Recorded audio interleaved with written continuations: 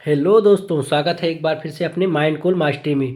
Please subscribe कीजिए, share कीजिए, like कीजिए। जितने भी वीडियो हैं पवन सर के द्वारा मिल जा रही हैं, प्लीज़ कमेंट करें। हम जो है पढ़ रहे हैं इस समय धार्मिक सुधार आंदोलन के बारे में। ठीक है, हम लोग पढ़ रहे हैं धार्मिक सुधार आंदोलन के बारे में। इससे पहले हम लोगों ने ब्रह्म समाज को पढ़ लिया था और आज हम पढ़ेंगे ब्रह्म समाज को पढ़ने के बाद आज हम पढ़ेंगे आर्य समाज, जो कि सामाजिक धार्मिक सुधार आंदोलन है। सामाजिक सुधार और धार्मिक सुधार आंदोलन आर्य समाज के द्वारा इसके प्रवर्तक थे स्वामी दयानंद सरस्वती। तो आज हम इनके बारे में पढ़ेंगे।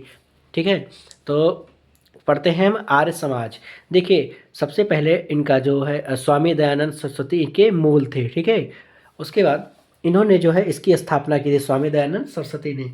उनका जन्म 1824 ईस्वी में हुआ और इनकी मृत्यु 1883 में हुई थी। ठीक है, 1824 में इनका जन्म हुआ और 1883 में इनकी मृत्यु हुई। तो कहा जाता है इनका जो दौर रहा, जो काल रहा, 1824 से 1883 तक। इनको भारत का मार्टिन लूथर कहा जाता है। ठीक है, भारत का ये इनको कहा जाता है भारत का ये मार्टिन लूथर। ठीक है, उसके बाद इन्होंने जो क्या सुधार किए, क्या जो है धर्म की चीज़ें की। देखिए, बचपन का इनका नाम मूल शंकर था। क्या था? इनके बचपन का नाम मूल शंकर था। और स्वामी दयानंद सरस्वती जो नाम की उपाधि थी, ये इसके इनके गुरु पूर्णानंद ने दिया था। ठीक है, स्वामी दयानंद सरस्वती नाम की जो उपाधि थी, यानी स्वामी दयानंद सरस्वती के नाम से जो पहचाने गए थे, गुरु पूर्णानंद ने इनको, पूर्णानंद के नाम से ही क्लियर है, आप लोग ट्रिक में याद कर लीजिए कि पूर्णानंद, यानी इनको पूर्ण कर दिए थे। कौन? जो है स्वामी दयानंद सरस्वती की जो नाम की उपाधि थी, इसको इन्होंने, जहाँ मूल शंकर था, मूल शंकर से इन्होंने इनको पूरा करके स्वामी दयानंद सरस्वती कह दिया। उसके बाद इनके जो वास्तविक गुरु थे वो थे स्वामी बिरजानंद, जिन्होंने उन्होंने अच्छी से प्रकार की इनको शिक्षा दी थी। ठीक है, तो हम बात करते हैं स्वामी जो है बिरजानंद की। ठीक है, इन्होंने इनके गुरु थे। उसके बाद धर्म प्रचार के लिए क्या हुआ? धर्म प्रचार के लिए ये आगरा में पाखंड खंडनीय पताका फहराना। ठीक है, इन्होंने जो है धर्म प्रचार के लिए आगरा में इन्होंने पाखंड खंडनीय पताका फहराया था। ठीक है, कौन से ईस्वी में?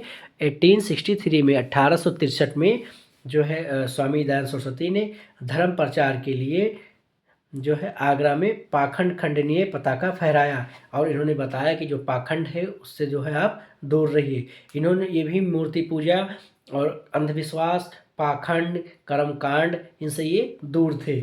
उसके बाद 1875 में बम्बई में आर्य समाज की स्थापना की गई थी। ये क्वेश्चन बहुत ही अंडरलाइन है, इसको तैयार कर लीजिएगा। अंडरलाइन में कर दे रहा हूँ, इसको आप तैयार कर लीजिएगा कि 1875 में कहाँ आर्य समाज की स्थापना कब हुई? तो ये 1875 में कहाँ हुई? तो ये मुंबई में, यानी मुंबई में। ठीक, 1877 में इसका मुख्यालय कहाँ कर दिया गया था?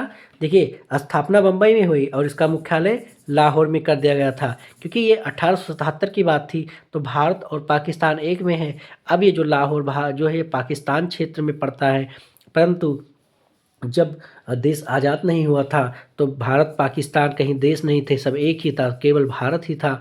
और भारत के टुकड़े होकर के पाकिस्तान बना, पाकिस्तान का अंश लाहौर है। तो उस समय तो एक ही था ना। तो फिर ये बम्बई की जो है आर्य समाज, क्योंकि बम्बई से नज़दीक ही था लाहौर। ठीक है, और क्योंकि पाकिस्तान में देखिए तो बम्बई, पंजाब, गुजरात और उसी के पास में ही जुड़ा हुआ है कौन? पाकिस्तान। ठीक है, तो 1877 में इसका मुख्यालय लाहौर कर दिया गया था। ठीक, उसके बाद आर्य समाज सबसे ज़्यादा कहाँ फैला था? अगर हम एक मैप की बात करें तो देखिए ये मैप है। ठीक, यहाँ पे पाकिस्तान है। ठीक, यहाँ पे पंजाब है, यहाँ पे उत्तर प्रदेश है। ये उत्तर प्रदेश हो गया, ये पंजाब हो गया और ये मुंबई हो गई। तो कहीं मुंबई से लाहौर हो गया और लाहौर से ये उत्तर प्रदेश, इतने क्षेत्रों में ये फैला रहा। देखिए, इतने क्षेत्रों में ये फैला रहा। ठीक, तो इसका जो है आर्य समाज सबसे ज़्यादा कहाँ फैला? अब भाई ये इसके सटे हैं गुजरात, पंजाब। ठीक, तो गुजरात में हुआ, पंजाब में हुआ और कहाँ हुआ? गुजरात, पंजाब और मुंबई। उसके बाद यहाँ पे भी जो है उत्तर प्रदेश भी इसके जो है लाइन में आ गया था। तो ठीक है, उत्तर प्रदेश में फैल गया था। ठीक, और वहाँ पे कौन सा शब्द प्रयोग किया गया था? स्वराज शब्द। ठीक है, स्वराज शब्द का प्रयोग किया गया था। उसके बाद आर्य समाज जो है सबसे ज़्यादा पंजाब यूपी में फैलने के बाद में जो है वेदों की ओर लौटो या वेदों की ओर लौट चलो। इन्होंने कहा कि हम लोग वेदों की ओर लौटो, क्योंकि होता क्या है कि जब पहले जो है बहुत प्राचीन इतिहास में हमारे यहाँ जो उपनिषद से, ठीक है, जो महाकाव्य थे उपनिषद से, उसके बाद वेद थे, 4 वेद थे, ऋग्वेद, सामवेद, अर्थवेद, यजुर्वेद, ठीक है। तो ये जो अथर्ववेद, ऋग्वेद, सामवेद या यजुर्वेद, ये जो वेद थे, उसके बाद उपनिषद से पुराण थे, महापुराण थे, तो उसमें अच्छी-अच्छी चीज़ें लिखी थी। पर समय के क्या-क्या हुआ, प्राचीन इतिहास में आप लोग पढ़े कि जब ये पढ़ते हैं, फिर उसके बाद बौद्ध धर्म आए, फिर जैन धर्म आए, फिर इस्लाम धर्म आए, और उसके बाद सूफी कापधारा के अनेक लोग आते गए, अनेक धर्म बनते गए, बनते गए, बनते गए। उसके बाद धीरे-धीरे इसका लोप होने लगा। उसके बाद एक समय प्राचीन इतिहास में आप लोग पढ़ते होंगे कि जो है प्राचीन इतिहास के बाद में तमाम जो है राजा हुए, जो चक्रवर्ती वगैरह हुए, ठीक है। उसके बाद फिर उसके बाद क्या हुआ, मध्यकालीन भारत आया।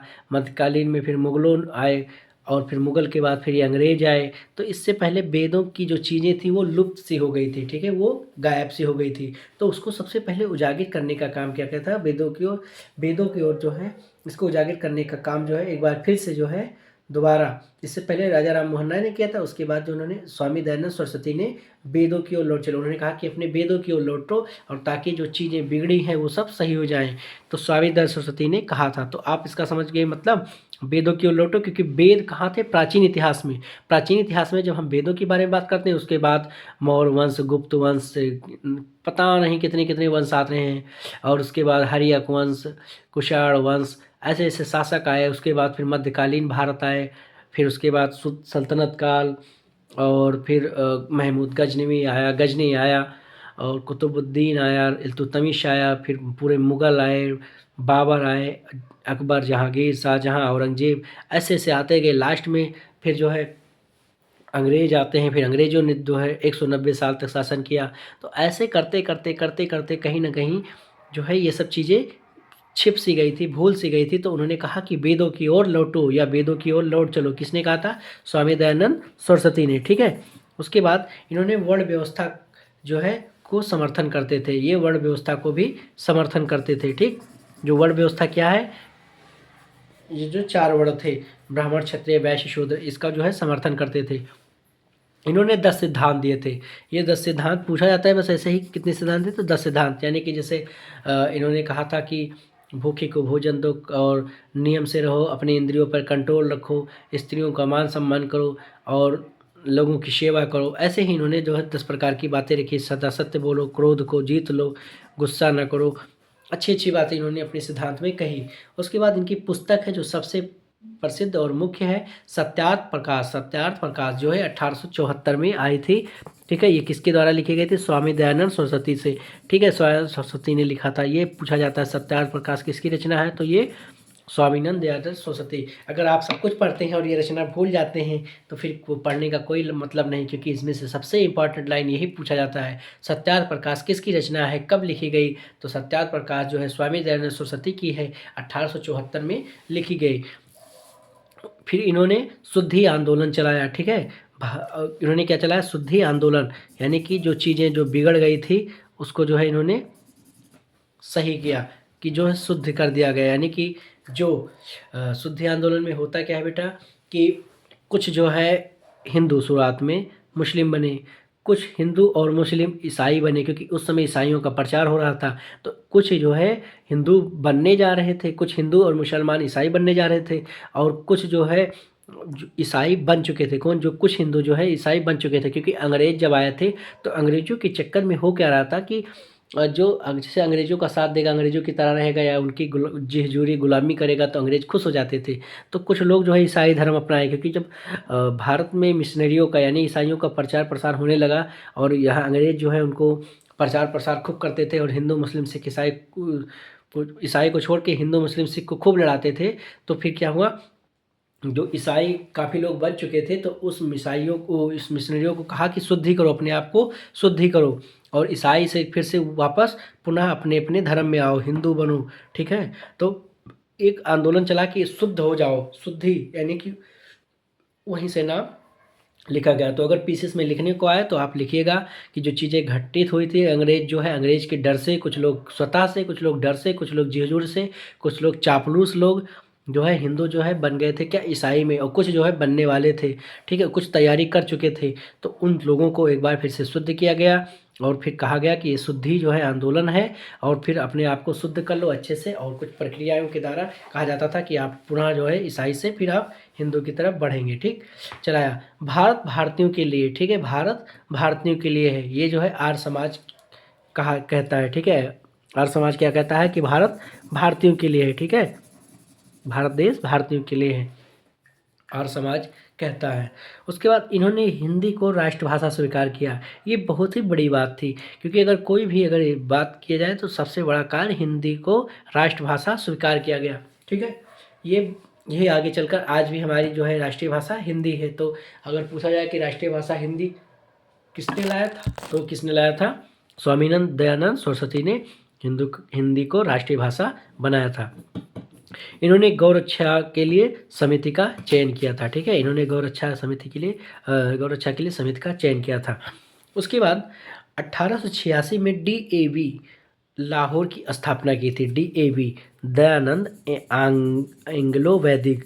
अब इसका कहीं कहीं आप पढ़ते होंगे दयानंद आंग्ल वैदिक, ठीक, या दयानंद एंग्लो वैदिक। असल में हो कह रहा था, एंगल मतलब हो गया, आंग्लो मतलब हो गया अंग्रेज, वैदिक मतलब हो गया वेद, यानी ये बी जो है हिंदू को, वैदिक यानी हिंदुओं को दर्शा रहा है, हिंदी भाषा को समझा रहा है, हिंदुओं को समझा रहा है, भारतीयों को समझा रहा है। उसके बाद ए से एंग्लो मतलब अंग्रेज को समझा रहा है, और डी मतलब दयानंद, यानी कि अब अंग्रेजी के साथ साथ वैदिक चीज़ें भी आप पढ़ेंगे। ठीक है, तो दयानंद आंग्ल वैदिक। आज भी DAV स्कूल चलते हैं, जैसे कुछ हम देखें कि DAV Delhi, DAV Lucknow, DAV Kanpur, Gonda, उसके बाद बलरामपुर, मतलब ऐसे ऐसे तमाम ज़िले हैं, तमाम चीज़ें हैं। अभी भी DAV चल रही है, दयानंद आंग्ल वैदिक, लाहौर की इसकी स्थापना की थी। दयानंद DAV के स्कूल है, ये गवर्नमेंटेड स्कूल होते हैं। ठीक है, तो दयानंद आंग्ल वैदिक लाला हंसराज के योगदान से, ठीक है, ये जो आंग्ल वैदिक जो इसकी स्थापना की थी किसकी वजह से, लाला हंसराज की या योगदान से। आप लोग लाहौर देख कर के मतलब इतना चौंक मत जाइएगा कि पाकिस्तान में, क्योंकि भारत पाकिस्तान से पहले एक था, तो जो है लाहौर भी इन्होंने स्थापना की थी, तो वो सब पास में ही था। ठीक है, उसके बाद 1902 में क्या होता है, 1902 में गुरुकुल विश्वविद्यालय हरिद्वार की इन्होंने स्थापना की थी। कहाँ, हरिद्वार में। ठीक है, हरिद्वार की स्थापना की थी 1902 में। गुरुकुल, इन्होंने गुरुकुल विश्वविद्यालय बनाया।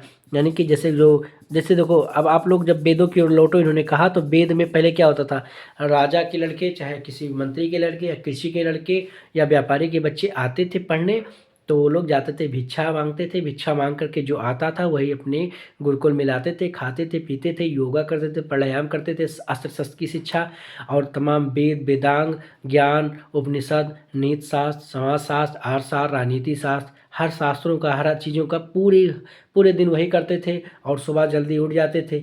और जो है विश्वविद्यालय में एक साथ राजा का लड़का और गरीब का लड़का, कृपण का लड़का, सब लोग एक साथ होते थे, और सबको एक ही काम करना पड़ता था। ठीक है, जैसे जो भी दैनिक कार्य, जैसे झाड़ू लगाना, खाना बनाना, खाना पकाना, लकड़ी लाना, भिक्षा मांगना, सब लोग एक साथ करते थे। तो वो जो 1902 में फिर से वही वैदिक चीज़ों को आर्य समाज में स्वामी दयानंद सरस्वती जो है लाने का प्रयास करते हैं। फिर स्वामी श्रद्धानंद एवं मुंशी राम के प्रयास के द्वारा ये सफल हुआ। DAV किसके द्वारा, लाला हंसराज के योगदान से पूछा जाता है। और गुरुकुल विश्वविद्यालय जो हरिद्वार की स्थापना की थी, ये स्वामी श्रद्धानंद एवं मुंशी राम के प्रयास से। उसके बाद 1907 में भारतीय अशांति का जनक जो है किसने कहा था, आर्य समाज है। ठीक है, 1907 में जो है भारतीय शांति का जनक आर्य समाज है। किसने कहा था, वैलेंटाइन सिरोल ने कहा था। इंडियन अनरेस्ट के नाम से जाना जाता है। भारतीय जो है वैलेंटाइन सिरोल के नाम से कहा था, भारतीय अशांति का जनक जो है आर्य समाज है। उसके बाद स्वामी दयानंद सरस्वती की कुछ पुस्तकें हैं, जैसे सबसे पहले 1875 1875 में, देखिए 74 में होता प्रकाशन, इसका 75 में होता। ठीक है, तो कन्फ्यूजन में मत रहिएगा। सत्यार्थ प्रकाश की रचना 1874 में लिखी गई थी, और जो 75 में प्रकाशित हुई थी सत्यार्थ प्रकाश। उसके बाद पंच महायज्ञ विधि, ये 1874 में थी। उसके बाद पाखंड खंडन, ये 1868 में। उसके बाद अद्वैत मत, ठीक है, ये इसका जो है 1877 में। तो इस हिसाब से अद्वैत मत का ठीक है, ये था 1877 में। ठीक, तो इन्होंने चार चीज़ें हैं, सत्यार्थ प्रकाश, पंचमहायज्ञ, पाखंड खंडन, अद्वैत मत। ठीक है, तो ये चार चीज़ें अच्छे से तैयार कर लीजिएगा। हमें लगता है कि आपको अच्छे से समझ में आ गया होगा। तो आप जो है आज जो है पढ़े हैं सामाजिक सुधार धार्मिक सुधार आंदोलन किसके बारे में, आर्य समाज, इसकी स्थापना स्वामी दयानंद सरस्वती ने की थी। तो इनके बारे में जानें। और इन्होंने इनकी मृत्यु 1877 के बाद में 1883 में इनकी मृत्यु हो गई थी। तो इसके बाद में अगर आपको वीडियो अच्छा लगा हो तो प्लीज़ माइंड कोल मास्टरी को प्लीज़ सब्सक्राइब कीजिए, शेयर कीजिए, लाइक कीजिए। और ये जितने भी वीडियो हैं पवन सर के द्वारा प्रोवाइड की जा रही है, कमेंट कीजिए। आप बताएंगे कि आपको वीडियो कैसा लगा। देखिए आप लोग सपोर्ट करेंगे अच्छे से तो और भी वीडियो आती रहेंगी। और बेटा हम चाहते हैं कि आपकी जो है एक अच्छी रूपरेखा, एक अच्छी पकड़ एक लिखित परीक्षा में, सब्जेक्टिव में और ऑब्जेक्टिव में हो जाए। तो ये लगभग 4 वीडियो थे, तो आज ये दूसरा वीडियो है। इसके बाद हम पढ़ेंगे रामकृष्ण मिशन, जिसमें हम लोग पढ़ेंगे विवेकानंद को। तो वो वीडियो ज़रूर पढ़िएगा। और इससे पहले की जो 2 वीडियो है ये ज़रूर पढ़िएगा। ये एक आज वाली और इससे पहले जो ब्रह्म समाज किया गया ये चारों वीडियो पढ़ लेंगे तो प्रश्न कहीं से भी बाहर नहीं जाएंगे और सारे प्रश्न हो जाएंगे। Thank you.